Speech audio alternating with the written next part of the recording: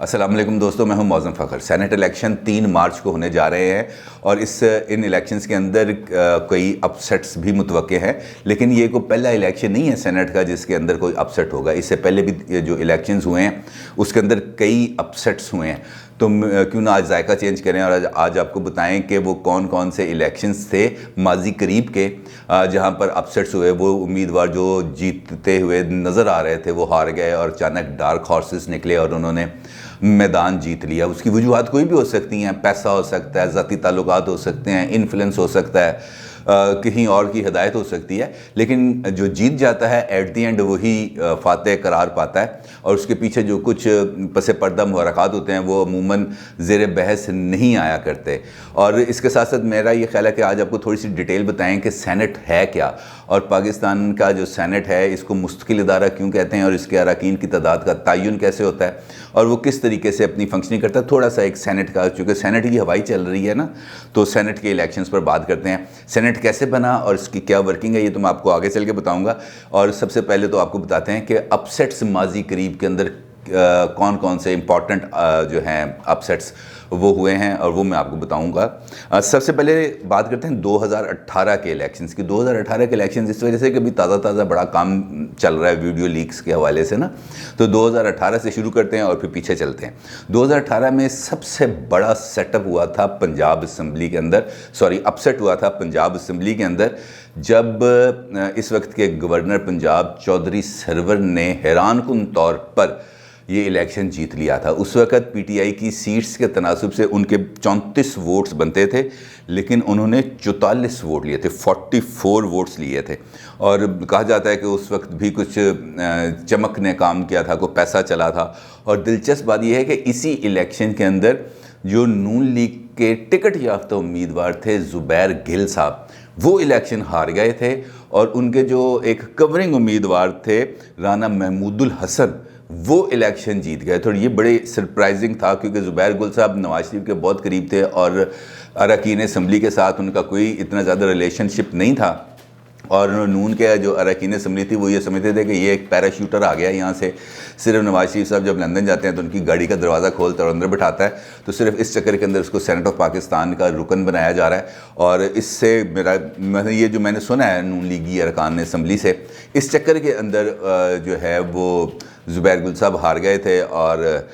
رانا محمود الحسن صاحب جیت گئے تھے۔ 2018 میں ہی ایم کیو ایم کے ساتھ بھی سندھ اسمبلی میں ہاتھ ہوا تھا، اور زرداری صاحب کی جو جادو کی سیاست ہے نا اس نے اپنا کام دکھا دیا تھا۔ متحدہ کے 2 امیدوار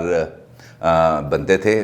سینٹ کے پرپورشن کے حساب سے، لیکن ابتدائی نتائج کے اندر ان کے دونوں امیدوار ہار گئے تھے، لیکن ری کاؤنٹنگ کے اندر جو موجودہ وزیر قانون ہیں بیرسٹر فروغ نسیم، وہ کامیاب قرار پائے تھے بہت تھوڑے سے مارجن کے ذریعے، لیکن ان کا دونوں سیٹیں ہارنا بھی بڑا حیران کن تھا۔ اور اس وقت سے آپ کو یاد ہوگا کہ ایک سندھ اسمبلی کے وزیر تھے، انہوں نے اسمبلی کے فلور پہ کھڑے ہو کے کہا تھا کہ جنہوں نے ووٹ بیچے تھے، لیکن بعد میں جب یہاں پر آیا معاملہ الیکشن کمیشن کے اندر، الیکشن کمیشن نے اس کا نوٹس لیا تو انہوں نے کہا کہ نہیں یہ تو جوش خطابت تھا میرا، میں جوش خطابت میں کہا گیا، ادروائز ایسی کوئی بات نہیں تھی۔ اچھا، پیپلز پارٹی جو ہے ان الیکشنز کے اندر 9 اراکین کو دوبارہ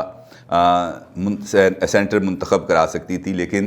10 امیدوار جیت گئے، اور یہ میں آپ کو سندھ اسمبلی کی بات کروں، وہاں پہ 10 امیدوار جیت گئے، 9 بنتے تھے، اور ایک جو سیٹ انہوں نے جیتی یا چھینی وہ ایم کیو ایم کی تھی، وہ انہوں نے ایک اور سیٹ بھی چھین لی تھی، لیکن وہ ری کاؤنٹنگ کے اندر وہ ہار گئے۔ اور اسی طریقے سے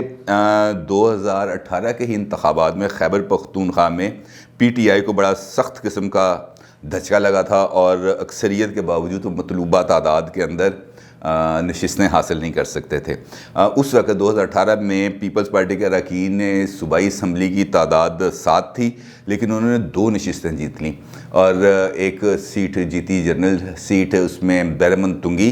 سینٹر بنے، اور دوسری روبینہ خالد صاحبہ ہے وہ سینٹر بنی۔ اور یہی وہ الیکشن ہے جہاں پر کے پی آئی کے حوالے سے ابھی جو ویڈیو لیکس ہوئی ہیں جہاں پہ لوگ پیسے لیتے ہوئے نظر آ رہے ہیں، تو وہ اسی تناظر میں وہ تمام چیزوں کو سامنے لایا گیا۔ پیسے کا لین دین اور اس قسم کی ضمیر فروشی تو کسی بھی طور پر اس کو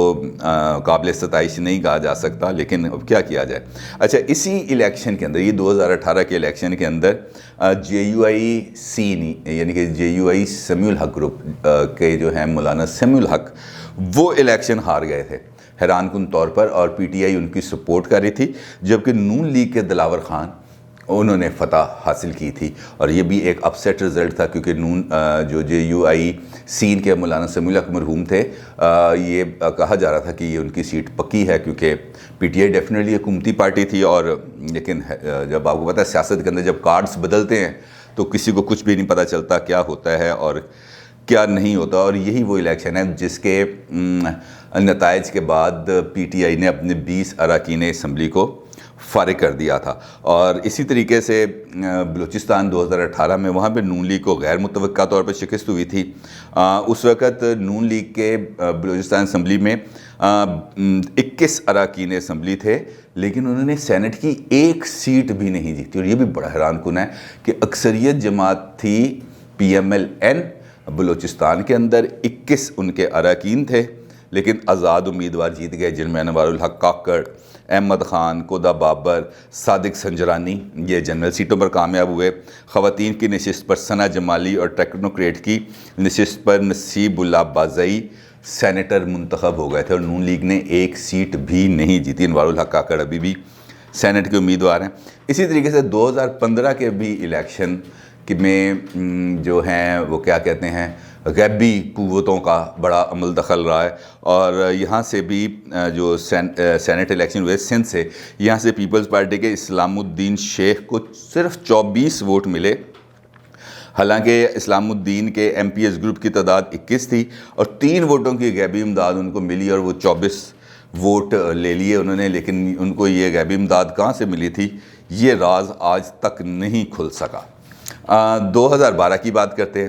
2012 میں بھی اپسیٹ اپسیٹ ہوا۔ 2 مارچ 2012 کو سینٹ کے الیکشن ہوئے تھے اس وقت، اور اس وقت تھے پنجاب سے پیپلز پارٹی کے سینئر رہنما اسلم گل صاحب، وہ امیدوار تھے اور ان کی فتح یقینی تھی، یہ ان کو پتہ تھا کہ یار یہ بندے نے الیکشن جیت جانا ہے، لیکن ہوا کیا، نون لیگ کے حمایت یافتہ آزاد امیدوار محسن لغاری سینیٹر بن گئے، اور انہوں نے الیکشن جیت لیا۔ محسن لغاری کو 46 جبکہ اسلم گل کو صرف 42 ووٹ ملے، یعنی کہ یہاں پہ بھی 4 ووٹوں کا ہیر پھیر ہوا، اور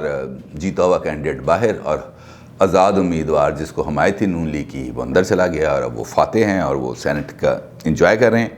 اچھا جی، یہی وہ الیکشن ہے 2012 کا جہاں پر پیپلز پارٹی کو مجموعی طور پر 25 نشستیں ملنے کا امکان تھا، لیکن سندھ، پنجاب، وفاق اور بلوچستان میں 4 سے 6 نشستیں پیپلز پارٹی کے ہاتھ سے نکل گئیں، اور اس طریقے سے وہ اکثریتی جماعت اقلیتی جماعت میں تبدیل ہوگی۔ میں نے سنگل لارجسٹ پارٹی بننا تھا انہوں نے 2015 کے اندر، 2012 کے اندر، لیکن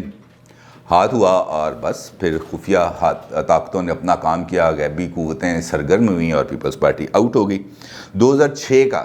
سینٹ کا الیکشن بھی سرپرائزز سے بھرپور رہا۔ 6 مارچ کو یہ الیکشن ہوئے تھے 2006 میں،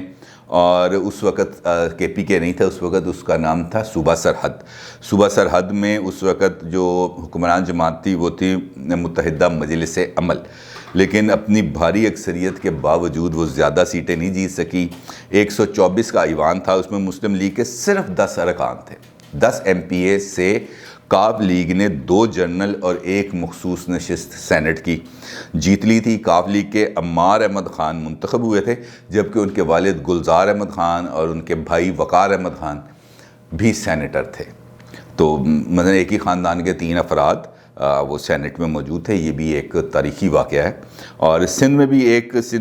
سیٹ پر غیر متوقع نتیجہ سامنے آیا تھا۔ 11 نشستوں پر الیکشن ہوئے تھے۔ حکمران اتحاد نے 6 اور اپوزیشن نے 5 پر کامیابی سمیٹی تھی۔ اپوزیشن کی حکمت عملی اس میں کامیاب رہی تھی، اور انہوں نے اپنا جو ووٹ کو اچھے طریقے سے استعمال کر کے، کیونکہ یہ پرپورشنل ریپرزنٹیشن پہ ہوتا ہے، یہاں پہ ایک ووٹ ایک پوائنٹ کے طور پر چلتا ہے، اور وہ اگلے سیٹس پر ٹرانسفر ہو جاتا ہے، اس کو سنگل ٹرانسفربل ووٹ بھی کی ٹیکنیک بھی کہتے ہیں۔ تو اس سے انہوں نے ایم کیو ایم سے اور ایم ایم اے سے ایم کیو ایم سے 1 نشست چھین لی تھی۔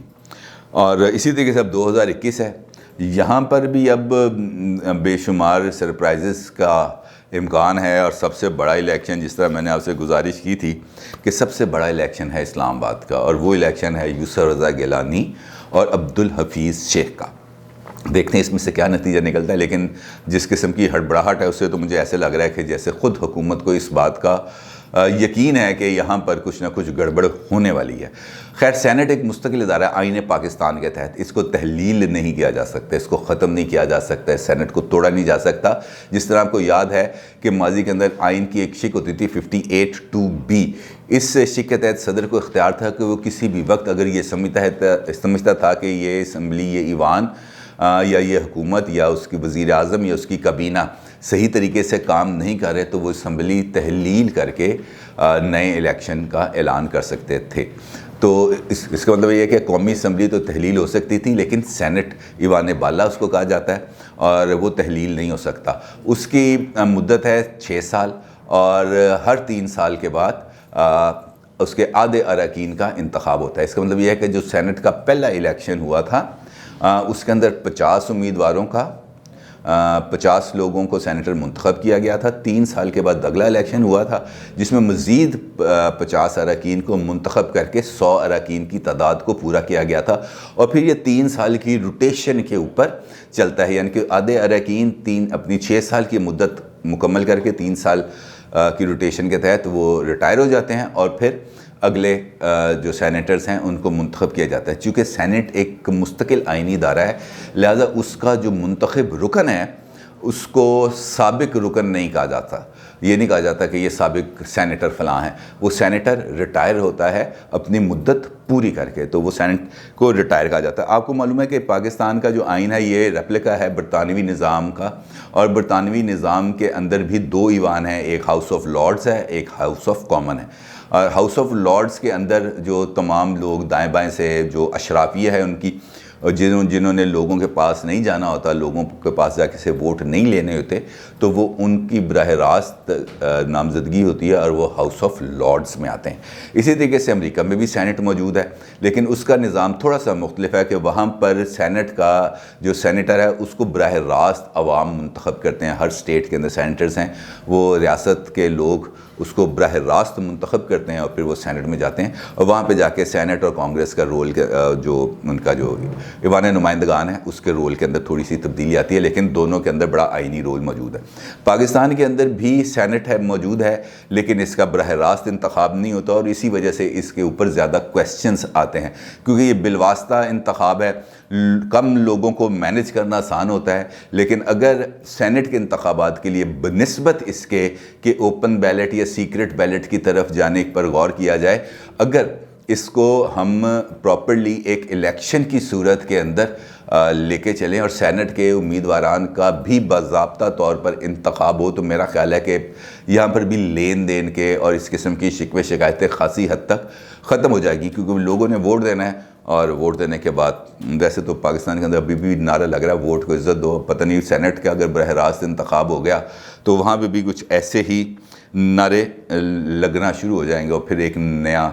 مسئلہ شروع ہو جائے گا۔ لیکن خیر، مسائل تو چلتے رہتے ہیں، لیکن اس کے ساتھ ساتھ ان کو حل کرنے کا بھی